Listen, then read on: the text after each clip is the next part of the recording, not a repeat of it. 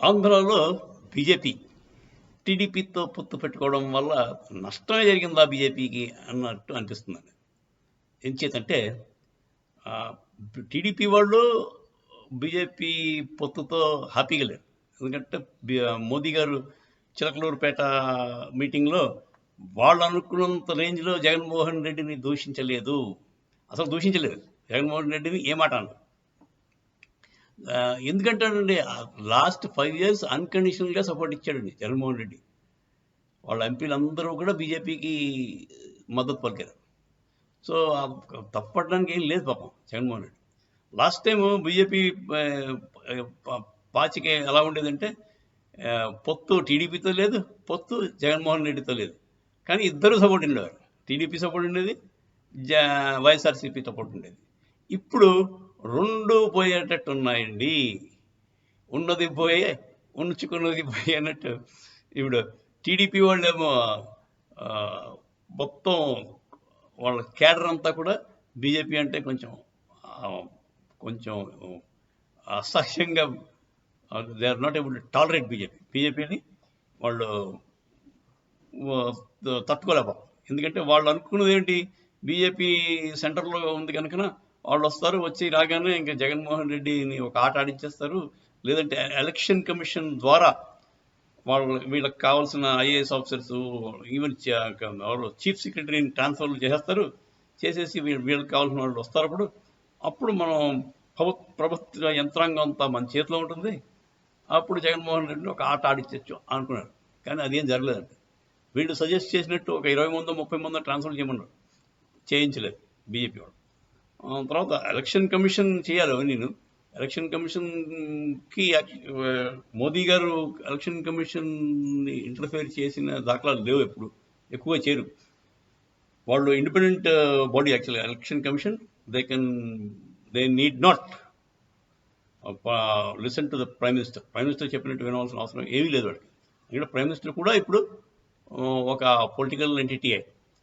అతనికి administrative powers తగ్గిపోతాయి ఈ టైంలో. అంటే ఎలక్షన్ నోటిఫికేషన్ రాగానే ప్రైమ్ మినిస్టర్ కూడా పవర్స్ తగ్గిపోతాయండి. EC election commission becomes most powerful. So వాళ్ళు ఏం చేద్దాం అనుకుంటే అది చేయొచ్చు.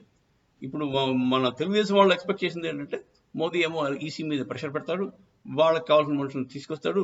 తర్వాత ఏమో పోల్ మేనేజ్మెంట్ జరిగిపోతుంది. పోల్ మేనేజ్మెంట్ మీకు తెలుసు మీకు. పోల్ మేనేజ్మెంట్ అంటే అదొక బూత్ అండి, బూత్. ఎంచేదంటే బేసిక్గా ఇట్ ఈస్ వాళ్ళ ఉద్దేశం అంటే పోల్ మేనేజ్మెంట్ అంటే డబ్బులు పంచి పెట్టడం, దానికి సహకరించాలి. ఆ డబ్బులు ఒక్కొక్కడికి అది డబ్బులు మూవ్మెంట్లో పోలీసు వాళ్ళు వాళ్ళని అడ్డుకోకూడదు.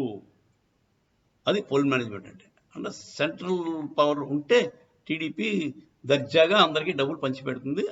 దానివల్ల ఓట్లు వస్తాయి, గెలుస్తారు. అది పోల్ మేనేజ్మెంట్. అక్కడ హెల్ప్ చేస్తారనుకున్నాడు. మరి పోల్ మేనేజ్మెంట్కి ఇంకా టైం ఉంది. ఎంత మట్టుకు హెల్ప్ చేస్తారో మనకు తెలియదు. డబ్బులు పంపిణీకి వాళ్ళని ఆపాలి, వీళ్ళని ఫ్రీగా వదలాలి. అంటే వైఎస్ఆర్సీపీ పంచడానికి అవకుండా చూడాలి. టీడీపీ బీజేపీ వాళ్ళంతా వాళ్ళ పొత్తు కుదిరింది కనుక వాళ్ళ కూటమికి డబ్బులు పంపిణీ ఫ్రీగా వదిలేరు. ఇది పోల్ మేనేజ్మెంట్ అంటే. వాళ్ళ జనరల్ ప్రజల ఉద్దేశం పోల్ మేనేజ్మెంట్ అంటే ఇదండి. ఇది చాలా రాంగ్ కాన్సెప్ట్.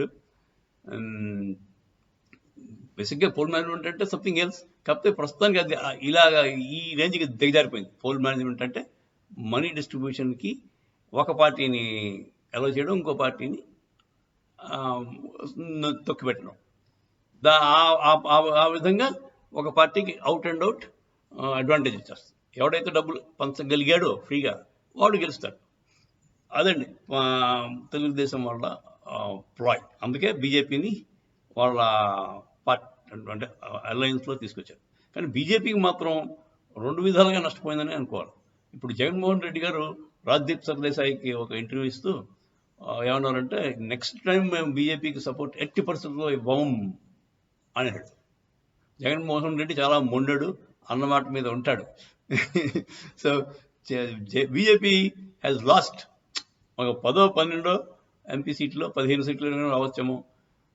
అవి బీజేపీకి పోయాయి. ఇప్పుడు జగన్మోహన్ రెడ్డి సీట్లు వీళ్ళకి రావు.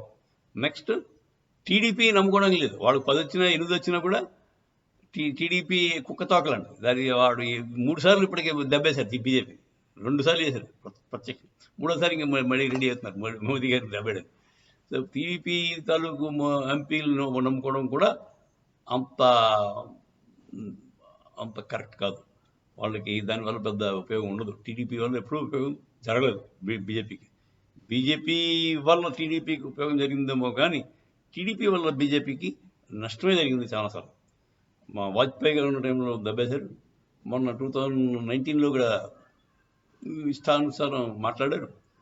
సరే, ఇది అమ్మాయికి తెలిసిందే కదా. అదే ఇప్పుడు బేసిక్గా ఆంధ్రాలో టీడీపీతో పొత్తు పెట్టుకోవడం వల్ల బీజేపీకి నష్టమే జరిగింది అనుకోవాలి.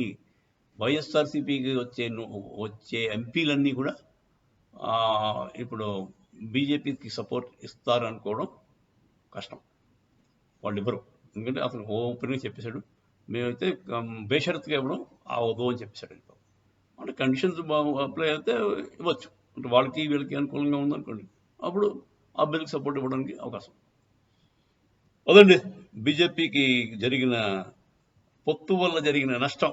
అటు లేదు ఇటు లేదు, ఇద్దరు లేకుండా పోయారు ఆఖరికి అని నా ఉద్దేశం. జై శ్రీరామ్. ఏమన్నా